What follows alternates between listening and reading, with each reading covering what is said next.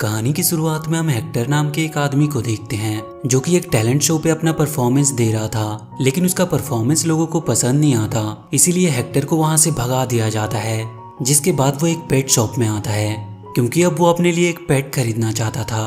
और तभी उसे वहां पर एक गाने की आवाज सुनाई देती है। वो गाना हेक्टर को काफी पसंद आता है, इसीलिए वो उस गाने की आवाज को फॉलो करता है। जिसके बाद उसे पता चलता है कि ये गाना तो एक बेबी क्रोकोडाइल गा रहा था। ये देखकर वो बहुत खुश हो जाता है और अब वो उस क्रोकोडाइल को खरीद लेता है। जिसके बाद हेक्टर उस क्रोकोडाइल का नाम लाइल रखता है। फिर रात को वो लाइल को गाना गाने को कहता है, लेकिन अब वहाँ पर वो गाना नहीं गाता। इसके बाद हेक्टर अपने अगले शो की तैयारी करने लगता है और इस बार वो लाइल के साथ ही परफॉर्म करने वाला था, इसीलिए वो दोनों बहुत अच्छे से प्रैक्टिस करते हैं। अब वो दिन आ जाता है जब हेक्टर और लाइल एक साथ परफॉर्म करने वाले थे। लाइल का ये पहला शो था और हेक्टर के लिए भी ये शो काफी इम्पोर्टेंट था क्योंकि उसने इस शो के लिए अपना घर भी गिरवी रख दिया था। अब हेक्टर का ये बहुत ही कीमती शो शुरू होता है। वो लाइल को लेकर सबके सामने आता है और उसे गाने के लिए कहता है, लेकिन लाइल इतने लोगों को देखकर डर जाता है जिससे उसके गले से आवाज भी नहीं निकलती। ये देखकर वहां पर आए लोग हेक्टर पर काफी गुस्सा करते हैं। अब हेक्टर का ये शो भी पहले शो की तरह ही फ्लॉप हो गया था और अब ना ही तो उसके पास घर होता है और ना ही पैसे। इसीलिए वो लाइल को अपने घर पर ही छोड़कर वहां से चला जाता है क्योंकि हेक्टर ने उस पर काफी भरोसा किया था, पर लाइल ने सब पर पानी फेर दिया। इसके बाद हम 18 महीने बाद का सीन देखते हैं। हेक्टर के घर पे रहने के लिए विलेज से एक फैमिली आई हुई थी जिसमें जॉस और उसके पेरेंट्स होते हैं। अब हेक्टर के पड़ोसी जॉस के फैमिली से मिलते हैं। तभी जॉस उनकी कैट को देखता है जिसका नाम लॉरिटा था। जॉस को लॉरिटा काफी पसंद आती है, इसीलिए जॉस घर में लॉरिटा को दूध पिलाता है। जिसके बाद लॉरिटा एक कमरे में आ जाती है जहाँ पर लाइल कांच के अंदर कैद था। लॉरिटा के पीछे पीछे वहाँ पर जॉस भी आ जाता है जहाँ पे उसे हेक्टर का लिखा हुआ एक खत मिलता है। हेक्टर ने उस खत में लाइल के बारे में लिखा था। अब अगले दिन जॉस स्कूल से घर आता है और वो रात को लॉरिटा के साथ खेलने लगता है और तभी लाइल जिस कमरे में था वहाँ से आवाज आने लगती है। ये सुनकर जॉस जल्दी से जाकर उस कमरे में देखता है तो उसे वहाँ पर कहीं भी लाइल नहीं दिखाई देता क्योंकि अब वो कांच को तोड़कर बाहर आ गया था, जिस पर अब जॉस की नजर पड़ चुकी थी। वो लाइल को जिंदा देखकर हैरान था और लाइल वहां पर गाना भी गा रहा था। तभी लॉरिटा उस पर अटैक करती है, लेकिन लाइल उसे निगल लेता है जिससे जॉस बहुत गुस्सा होता है और वो लाइल को घर से बाहर निकाल देता है। पर फिर कुछ ही देर में लाइल लॉरिटा को अपने मुंह से जिंदा बाहर निकाल देता है। ये देखकर जॉस का गुस्सा थोड़ा कम होता है और अब उसे लाइल भी लॉरिटा की तरह ही पसंद आने लगता है, इसीलिए वो वापस से लाइल को अपने घर में ले आता है। वहीं घर के अंदर जॉस की मॉम को लगता है कि अब वो पहले की तरह जॉस के साथ टाइम स्पेंड नहीं कर पा रही है और तभी वो घर में कुछ चीजों को देखती है जो कि पहले गायब थी। इसका मतलब लाइल उन सबको इम्प्रेस करने की कोशिश कर रहा था। इसी तरह स्कूल में जॉस की एक नई फ्रेंड बनती है जिसका नाम ट्रूडी होता है। अब एक दिन स्कूल में जॉस क्रोकोडाइल की किताबें पढ़ रहा था जिसे देखकर ट्रूडी उससे काफी इम्प्रेस होती है। अब रात को जॉस लाइल के साथ खूब खेलता है, उससे कई सारी बातें करता है। इसी बीच वो उसे बताता है कि जब वो सिर्फ 2 साल का था तभी उसकी मॉम की डेथ हो गई थी और अब वो अपने स्टेप मॉम के साथ रहता है। इसके बाद जॉस और लाइल एक साथ सोफे पर सो जाते हैं और जब सुबह जॉस की मॉम उसे उठाने आती है तो वो लाइल को देख लेती है। अपने घर के अंदर एक क्रोकोडाइल को देखकर वो काफी डर जाती है और जोर जोर से चिल्लाते हुए नीचे जाने लगती है।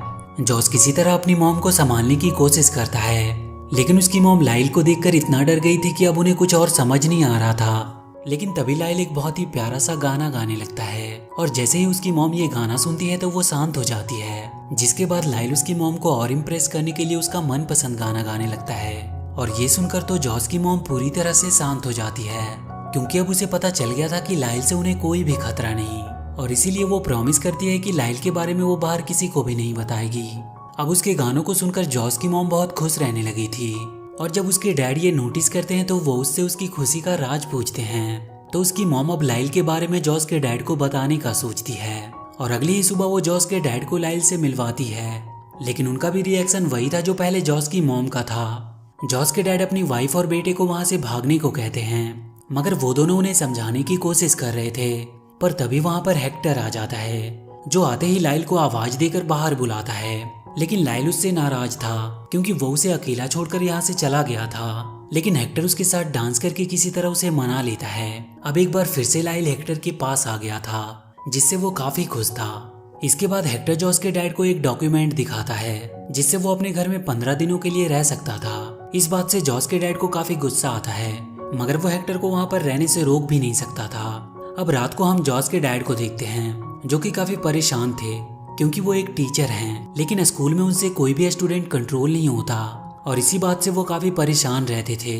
लेकिन इस बार लाइल उनके पास आता है और उन्हें रेसलिंग की तैयारी कराता है, जिसकी वजह से अब उसके अंदर काफी कॉन्फिडेंस आता है और इसी वजह से अब वो स्कूल में बच्चों को कंट्रोल कर पा रहा था। और अब इस बात से वो लाइल से काफी खुश था क्योंकि उसने उसकी सबसे बड़ी मुश्किल को सुलझा दिया था। इसीलिए अब जॉस के डैड भी लाइल को काफी पसंद करने लगते हैं। वहीं हेक्टर के पड़ोसी जॉस के फैमिली से काफी तंग आ गए थे, इसीलिए वो सोसाइटी की एक मीटिंग बुलाते हैं और वो जॉस की फैमिली से सोसाइटी को छोड़कर चले जाने को कहते हैं। लेकिन तभी वहाँ पर हेक्टर आता है, जिसके सामने उसके पड़ोसियों की एक नहीं चलती थी, जिसके कारण जॉस की फैमिली को कोई कुछ नहीं कहता और इसी बात से जॉस के मॉम डैड हेक्टर से काफी इम्प्रेस होते हैं। अब इसके बाद हेक्टर लाइल के लिए एक और शो करता है, लेकिन उसमें भी लाइल पहले की तरह गाता नहीं, जिससे हेक्टर का शो एक बार फिर से फ्लॉप हो जाता है।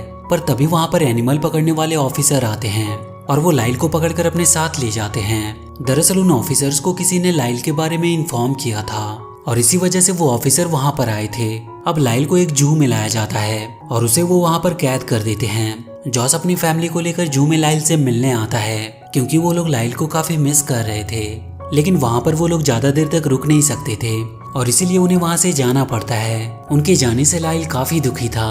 रात में हेक्टर जॉस के पास आता है, लेकिन वो हेक्टर से नाराज था क्योंकि अब उसे पता चल गया था कि उन ऑफिसर को हेक्टर ने ही इन्फॉर्म किया था, वो भी सिर्फ कुछ पैसों के लिए। लेकिन अब हेक्टर अपनी गलती मान लेता है और वो इमोशनल होकर जॉस से कहता है कि उसने लाइल का काफी दिल दुखाया है। लेकिन जब उसने जॉस और लाइल के बीच में प्यार देखा तो उसे बहुत शर्मिंदा महसूस हुआ और उसे अब पता चल चुका है कि वो कितना गलत था। इसके बाद हेक्टर और जॉस लाइल को जू से छुड़ाने का एक प्लान बनाते हैं। इसके बाद वो दोनों जू पहुंचते हैं, जहां पर हेक्टर वहां के सिपाहियों को मार देता है और वो लाइल को वहां से छुड़ा लेते हैं। लेकिन अब लाइल हेक्टर से बहुत ही ज्यादा नाराज था, इसीलिए जॉस हेक्टर को लाइल से माफी मांगने को कहता है, तो हेक्टर अपनी गलती मानकर उससे माफी मांगता है। इससे लाइल की नाराजगी थोड़ी कम होती है, जिसके बाद जॉस और हेक्टर लाइल को वहां से आजाद कराने में कामयाब हो जाते हैं। लेकिन जैसे ही वो बाहर रोड पर आते हैं तो वहां पर जू अथॉरिटी आ जाती है, लेकिन जॉस वहां पर स्मोक करता है, जिससे वो तीनों वहां से भागने में कामयाब रहते हैं। लेकिन अब हेक्टर के पड़ोसी लाइल के पीछे पड़ गए थे और इसके अलावा पुलिस भी लाइल को पकड़ना चाहती थी क्योंकि लाइल अब दुनिया के सामने एक खतरनाक जानवर बन चुका था। तो जॉस लाइल के लिए एक तरीका सोचता है और एक बाइक को चुराकर वो दोनों लाइल को लेकर एक टैलेंट शो में पहुंचते हैं, क्योंकि लाइल को सबके सामने लाने के लिए अब उनके पास यही रास्ता था जहां पर वो लाइल को एक फ्रेंडली एनिमल साबित कर सकते थे। उस टैलेंट शो में जॉस की फ्रेंड ट्रूडी ने भी पार्टिसिपेट किया था और वो लाइल की परफॉर्मेंस स्टेज पर कराने में उनकी मदद करती है। लेकिन लाइल हमेशा की तरह डरा हुआ था, तो जॉस उसे मोटिवेट करते हुए कहता है कि अगर तुम यहाँ पर अपना टैलेंट दिखाओगे तो पूरी दुनिया तुम्हें अपना दोस्त मानेगी। अब लाइल अपने डर पर जैसे तैसे कंट्रोल करके स्टेज पर गाना गाता है, जिसे सुनते ही वहाँ के लोग लाइल से इम्प्रेस होते हैं और तभी वहाँ पर जॉस के मॉम डैड भी आ जाते हैं और जब वो लाइल की धमाकेदार परफॉर्मेंस को देखते हैं तो बहुत खुश होते हैं। इसके बाद हम कोर्ट का सीन देखते हैं। दरअसल हेक्टर के पड़ोसी ने जॉस की मॉम डैड पर केस कर दिया था क्योंकि वो इलीगली लाइल को अपने घर पर रख रहे थे और इसीलिए वो कोर्ट से ये गुजारिश करते हैं कि उनकी फैमिली को उनकी सोसाइटी से निकाल दिया जाए। अब कोर्ट में जॉस के मॉम डैड बिल्कुल फंस चुके थे। दरअसल हेक्टर का पड़ोसी जो भी कह रहा था वो बिल्कुल सच था, क्योंकि उनके पास ऐसा कोई लाइसेंस ही नहीं था जिससे वो लाइल को अपने साथ रख सकते थे। कोर्ट अपना फैसला सुनाने ही वाला था कि तभी वहां पर हेक्टर आता है और वो अपने साथ एक डॉक्यूमेंट लाता है जिसमें उन्हें परमिशन दी गई थी कि वो अपने साथ कोई भी एनिमल अपने घर में रख सकते हैं। उस डॉक्यूमेंट को देखने के बाद कोर्ट अपना फैसला जॉस की फैमिली के हक में सुनाती है। ये फैसला सुनकर गुस्से में उनका पड़ोसी बहुत चिल्लाता है, पर तभी जॉस के डैड लाइल से सीखे हुए रेसलिंग मूव से उस पड़ोसी की धुलाई कर देते हैं और इसके बाद हमेशा के लिए लाइल जॉस की फैमिली के साथ ही रहने लगता है। और इसी के साथ ये मूवी यहीं पर खत्म हो जाती है। तो वीडियो अगर अच्छी लगी हो तो please do like and share the video and please subscribe to my channel and press that bell icon.